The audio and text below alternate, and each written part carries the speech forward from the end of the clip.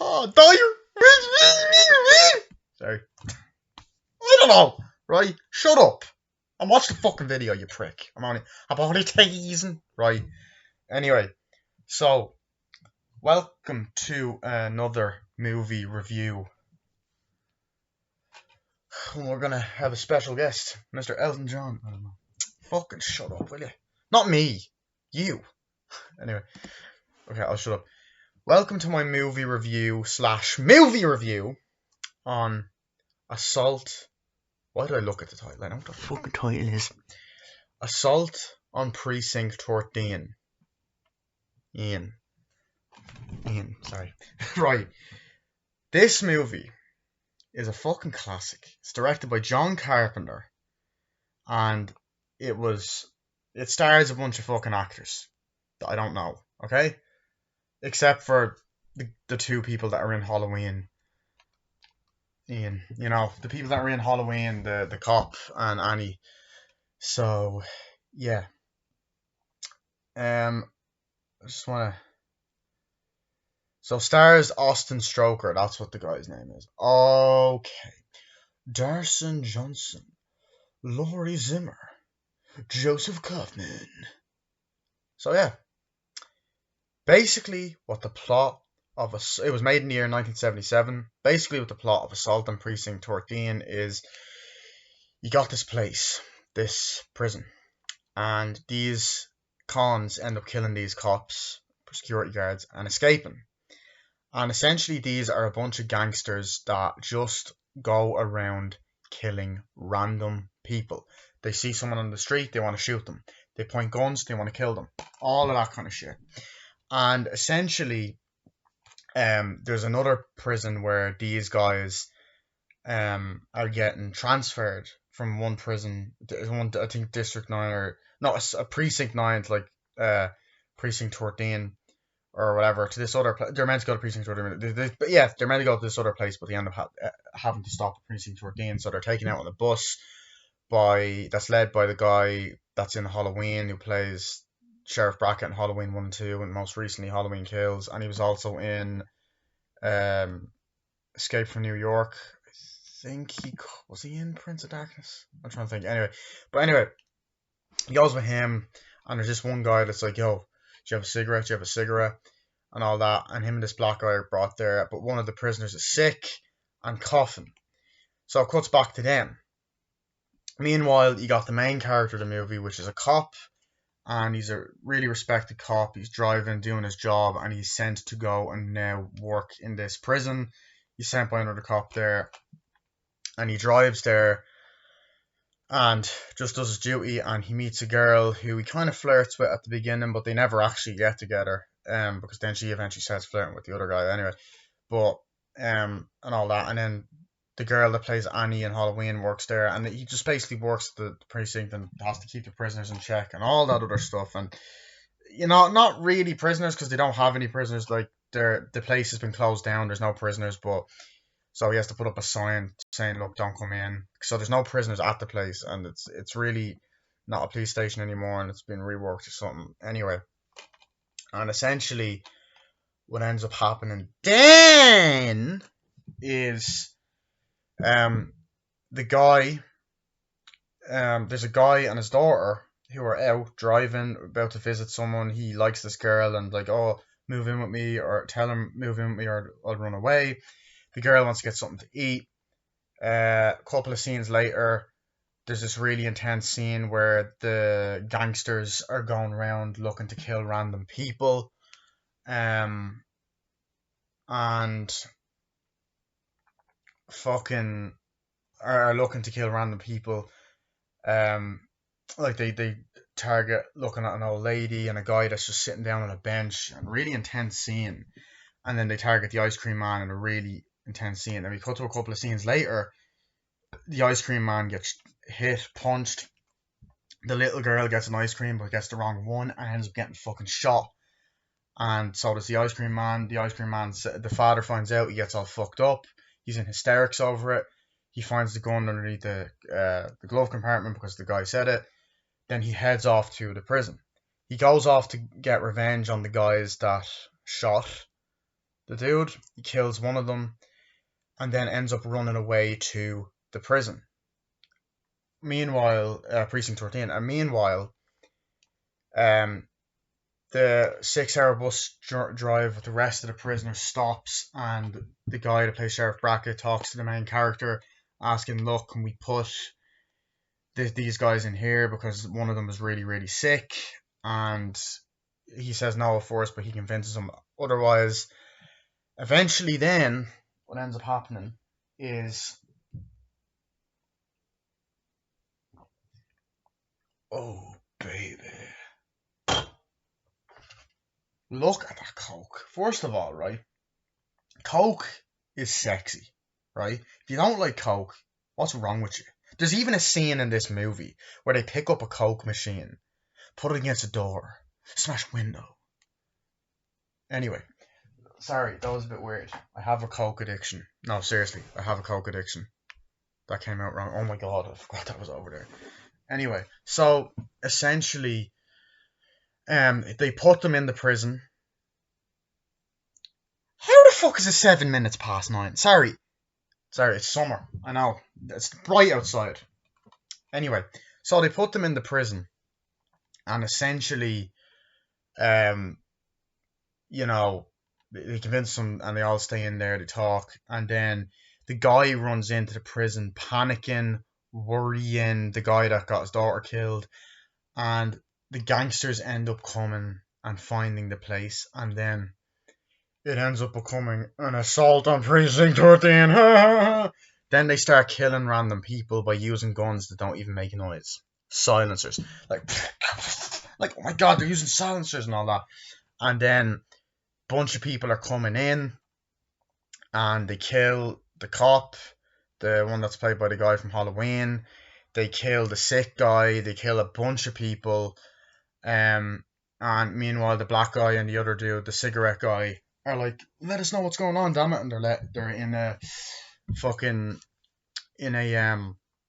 jail cell, and the rest of them are starting to panic, and essentially they all get guns and have to fight off all these gangsters that are surrounding the building, coming in through the windows, breaking in, and they have to shoot them. And eventually the girl that plays Annie from Halloween gets shot, and eventually the other 2 prisoners, they get them out, and then they end up helping out to try and kill the bad guys. And it's up to them to try and survive, and some of the good guys get killed off one by one, and eventually they kill all the bad guys. And that's the rest of the movie. It's just this claustrophobic setting where, like, they're in Precinct 13 and they're fighting off all these criminals.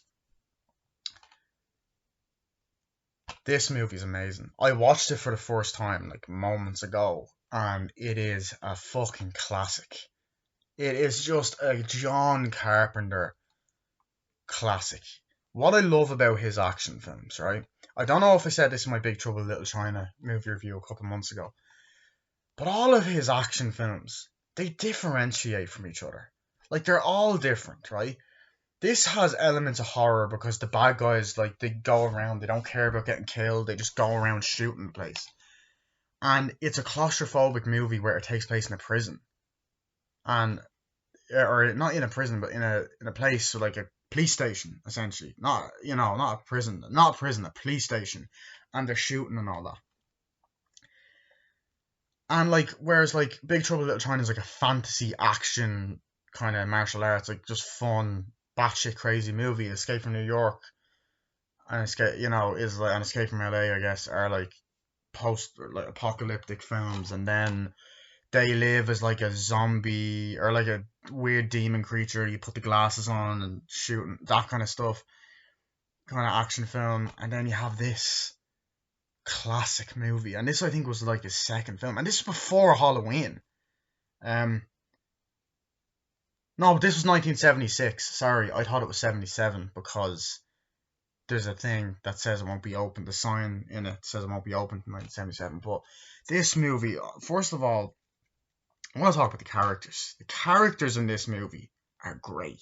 And that's another thing that John Carpenter does so fucking well. Creates amazing characters. You got a likable fucking lead, and whose acting is really great. It's nice to have a black guy as the main character in the 70s, and he doesn't die in the movie. He's a likable character. He comes out, I like the scene or shot at the beginning, comes out of his house, drives, and like he's talking. He's like, you got to go to this prison. Oh yeah, I'll be there away. And while he's talking, you're kind of seeing cars driving by, and there's this shot of people keep constantly looking at him, and you're like, oh fuck, what are they doing? You know what I mean? And it's one of those things like similar to Halloween where like you pay attention to what's in the background of each shot. And it's this nice town, this nice atmosphere. Once again, John Carpenter creates a great atmosphere, does what he can with a low budget, and has this beautiful look, crisp look and feel to the music to the movie, sorry, with the widescreen angles and the way it's shot. And the music, of course, shit, I didn't even notice the little girl in the music, of course, is iconic. His song, the main theme song, is brilliant. It plays multiple times throughout the movie because the main fucking theme song. But yeah, like I love the different action sequences. Like I love when he goes to the prison and he meets the girls. Like, hey, I'm here to see the. Here it's like, oh yeah, we were expecting you, and he meets the girls like, hi, and then they're talking like, and then it's like, oh, this is such and such, and he's like, hi, nice to meet you, and it's the girl that plays Annie, and they're just getting to know each other. And it's like, do you want some coffee? He's like, yeah. So then she turns around and goes, black, and he goes, yeah, for the past 30 years. I just love that line. Like he adds a lot of great humor into the movie, but it doesn't make it distracting. Like it's great elements of drama, action, suspense, and even horror to a degree as well, with like all the people surrounding the place. But yeah, like he's in there and you get a great scene between him and the girl where he's talking about his father, like, oh, my father threatened to send me to this prison. I grew up around here, I used to live a couple blocks away. He's like, oh, why did he do that? He's like, oh, because I use filthy language. And you just get an insight to who his character is. And I really liked the woman as well. She was an interesting lead. Another thing I loved about it was you didn't know where it was going. Like you were expecting, oh, they're gonna get together. They don't. Another thing you're expecting is that there's a part in the movie where, there's a guy in the prison's like, yeah, here he is and all that, and then, the guy that plays Sheriff Bracken comes in and is like, hey, here, we're gonna question this guy, and you go in and they talk to him. He's like, yeah, can I have a cigarette? And he's like, no, please, can I have a cigarette and all that? And he's like, no, and there's just this great, amazing scene where they're kind of confronting them, and then in my head I was thinking, okay, he's going to escape, and then he's going to flip. But no, they talk. They're like, why did you kill those people? It's like, don't know, felt like, or like he's like, no. The guy goes, listen, nothing makes me happy about bringing you to death row. And he's like, whatever. And it's this guy right here, by the way. This that I'm talking about, not the main character, this guy here. And essentially the guy picks him up, the old guy comes and like hits him, like, he's out of his seat now, and then they bring him out, and he's like, yeah, come on, want to get a cigarette? And he's like, no. And then you get this great moment where where he tries to escape. You're getting weird in your old age, and he's talking to the black guy, and he trips him over with the chains, and he falls over, and they pull a gun, and it's like, you better move, you better not try anything funny. He's like, okay, cool. It's like that great moment as well, and I like that, and like I loved how I didn't know where it was going. I was like, okay, is he gonna escape? But no, we cut back to the bus and you get that scene with the guy that plays Sheriff Brackett, and he's like, hey, what's your deal? He's like, oh, I had a feeling you were gonna ask me, you're a cop and all that stuff. You're gonna ask me something eventually. He's like, no, I just don't understand you, man. I don't get you. Why would you kill people? It's like, I don't know. Have you got a cigarette? He's like, God damn it, I told you I don't. But he didn't answer the question, and he's like, I don't have a cigarette, I don't smoke. He's like, well, that's a confirmed answer. And he goes, hey, when are we going to stop? He's like, oh, how long is it? Oh, another 6 hours. Like, look, guy, man, he's dying here. He's like, and this guy is coughing. And by the way, props to that actor, man. Like, it was convincing. I don't know if the guy was actually sick while filming, but like, he done a good job. And like, it's great. Like, even the background actors, you kind of, he's like, come on, man, he's dying over here, he's coughing, and stuff like that. It's like, right, well, we gotta stop because there's a patient that's sick, we'll call the doctor. And then when they go into the prison earlier on in the film, it's like, right, oh, this guy right here is sick, and stuff like that. But I like the idea, like, it's a nice looking town, but it's a rough part of town, like, it's a rough neighborhood.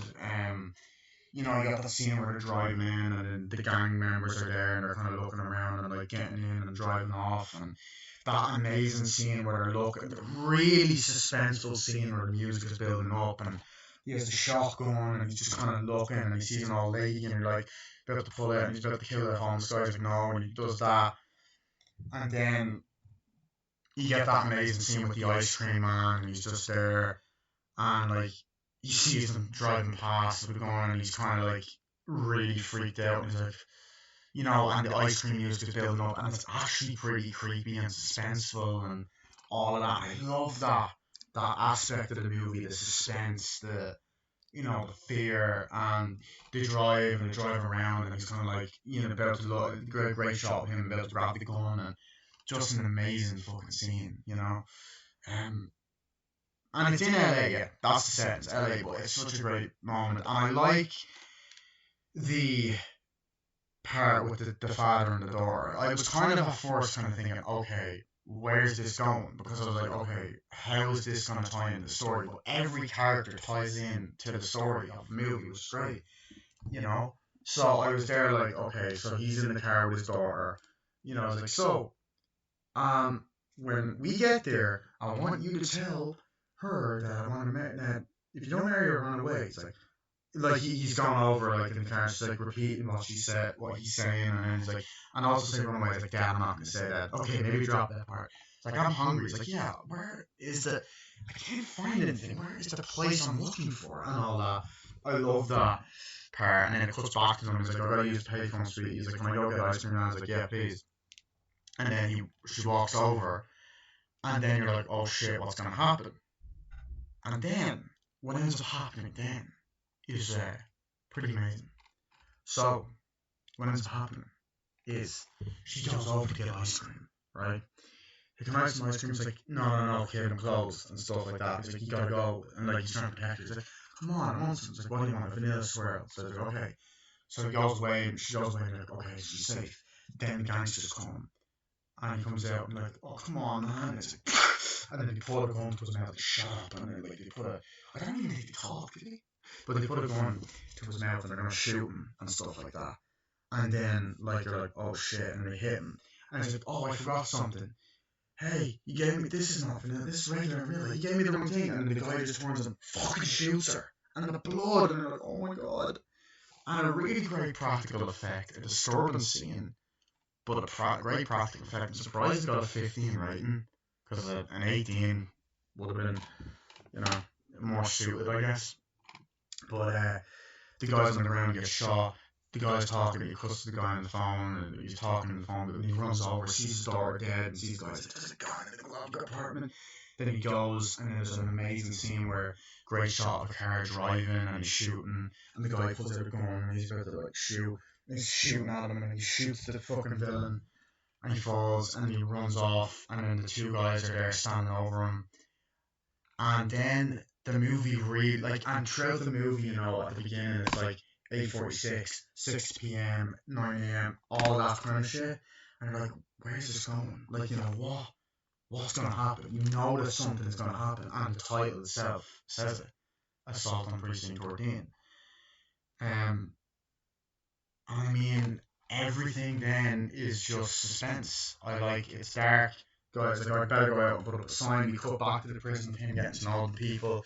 Like, oh yeah, so what's this? You know, getting to talk to the girls. Like, okay, so I'm going to put up the sign. It's like, puts up the sign close in 1977. Guy comes in, he's like, okay, we'll make a stop here. And then he's like, so, what are we, like, you guys able to open it? I was wondering, like, yeah, nice to meet you, I'm here. He's like, I can't because, like, it's not open. I was literally, there's a sign that said, what's the sign? It's like, yeah, and you're like, you mean to tell me that you cannot take these prisoners? One of them is sick, and he's going to give it to all of us. If it's contagious. COVID. And he's like, okay, I'm sorry, okay, we'll do something. So they bring him in, the guy's coughing, they get in, they go in, talking around, and then, from then on out, the guy just runs in, saying, what's wrong? He's saying his daughter got killed and all this stuff. I was like, what's up with him? And it's just this really heartbreaking scene. And the actor that done a great job, because you wouldn't be able to get your words out when you lose your kid, and that's exactly what happens. It's realistic. So he's traumatized and plays that PTSD aspect of the movie really well. So he's there like, oh my god, I can't. It's like, what's he saying? And the girl's like, what's he saying? And then I love how the actor who plays Sheriff Brackett in Halloween, the actor who plays Annie, they actually do have scenes in this together, and they went on to be son and daughter, father and daughter in Halloween, and like, your telephone doesn't work, yeah, it's down. And then you like, the movie's really suspenseful, and it's like all the telephone lines are down, you know, oh shit. And then there's even a scene later on where the cops are looking like, what is that? Oh god damn it, it's raining. And he gets up, he's like, wait, that's not rain, and it's fucking blood, and the guy's been electrocuted. The guy fixing the power line was murdered. And I think it's such a great scene, and it ties in together, and I just realised that now, that it ties into scenes from earlier and stuff. But yeah, and then, you know, right after that,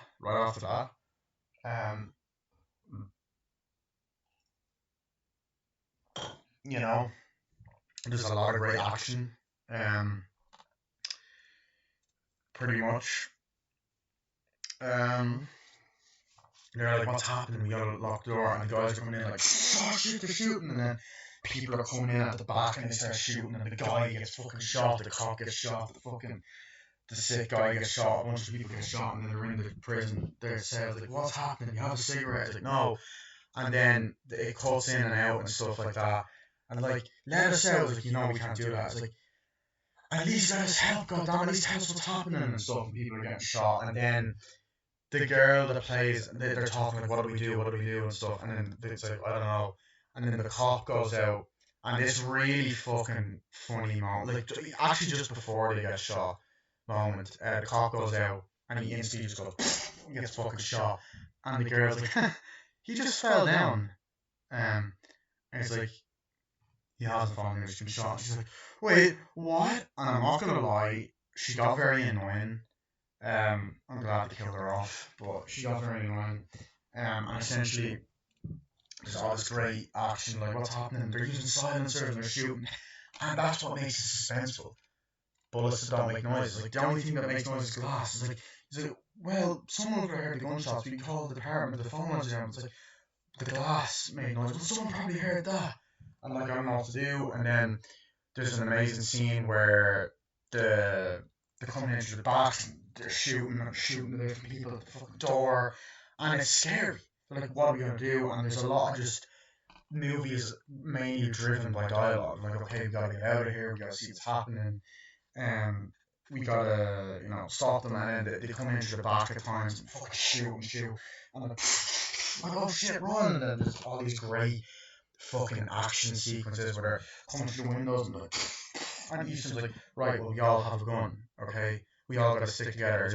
And then the girl's like, why don't we just deliver it to him to them? Like, you know, he got us into this mess. We don't know, trust him. It's like, no, we stay together, so we all have a gun, which is like this exact scene. They all have a gun. They're like shooting, and then they occasionally pop into the guy, and then eventually when they're coming in, they're like, oh, they're coming in, they're shooting, and then they come in the back and they're crashing through, and then they're shooting and hitting and killing them, and then you get this amazing fucking sequence where the other prisoner, like, let me free, and it's like, opens, and then he's like, here's the key. He's like, give me the key, and because he's trying to escape, and he's like, fine, and he hits him, and he ends up grabbing the fucking one of the bad guys and breaks his fucking arm with a great fucking practical effect. It's like, shooting, and the black guy's there shooting, and they're like, come on, and then they're all fucking people up, and then they kind of come in and start helping as well, and like, so what are we gonna do? Like, how are we gonna get out of here? And the guy's like, do you have a cigarette? Keeps asking for the cigarette. And then I love the part where the cops are bringing in the girl, and he's like, hey, there's a dangerous guy in there. He's like, I'll take my chances and stuff like that.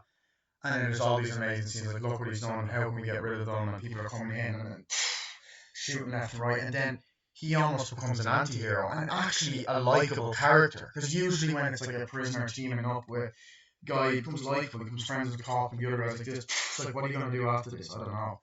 And there's a lot of great moments of them getting to know each other, and like, so what are you gonna do eventually? And he's like, I don't know. He's like, I suppose you're gonna ask me that when you're a cop, aren't you? He's like, yeah. And the other guy's like, yeah. And the guy's like, look, I have an idea. The black guy's like, I could go and make a run for it. He's like, I can't let you do that. He's like, God damn it, man.